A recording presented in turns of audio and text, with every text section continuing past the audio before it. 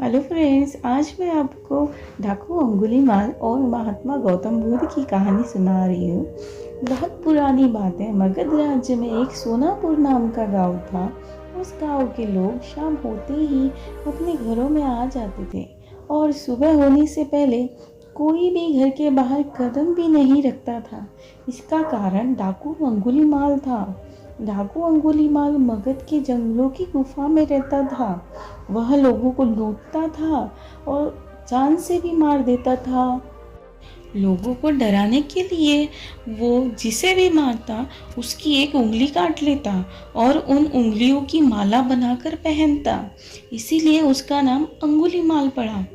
गांव के सभी लोग परेशान थे। कैसे इस डाकू के आतंक से छुटकारा मिलेगा। एक दिन गौतम बुद्ध उस गांव में आए। गांव के लोग उनकी आवभगत करने लगे। गौतम बुद्ध ने देखा कि गांव के लोगों में किसी बात को लेकर दहशत फैली हुई है। तब गौतम बुद्ध ने गांव वालों से इसका कारण पूछा। ये सुनते ही गांव वालों ने अंगुलीमाल के आतंक का पूरा किस्सा उन्हें सुनाया। अगले ही दिन गौतम बुद्ध जंगल की तरफ निकल गए। गांव वालों ने उन्हें बहुत रोका पर वो नहीं मानी। बुद्ध के आते देख अंगुलीमाल हाथों में तलवार लेकर खड़ा हो गया, पर बुद्ध उसकी गुफा के सामने से निकल गए। उन्होंने पलट कर भी नहीं देखा। अंगुलीमाल उनके पीछे दौड़ा, पर दिव्य प्रभाव के कारण वो बुद्ध को पकड़ नहीं पा रहा था। थक हार कर उसने कहा, रुको।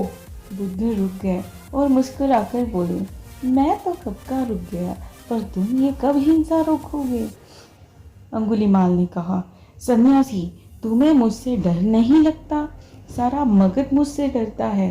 तुम्हारे पास जो भी माल है निकाल दो, वरना जान से हाथ धो बैठोगे।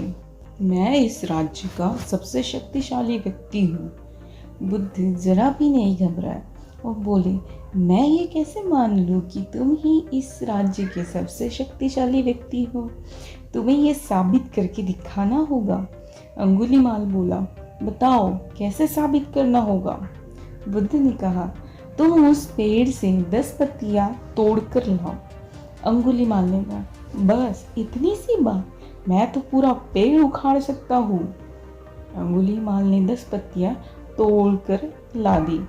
बुद्ध ने कहा, अब इन पत्तियों को वापस पेड़ पर जाकर लगा दो।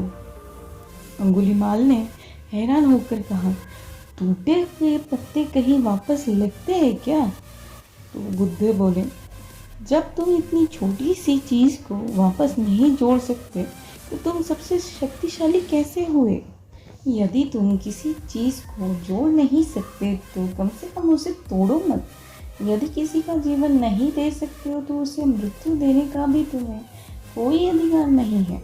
ये सुनकर अंगुलीमाल को अपनी गलती का एहसास हो गया और वह बुद्ध का शिष्य बन गया और उसी गांव में रहकर लोगों की सेवा करने लगा। आगे चलकर यही अंगुलीमाल बहुत बड़ा सन्यासी बना और अहिंसका के नाम से प्रसिद्ध हुआ।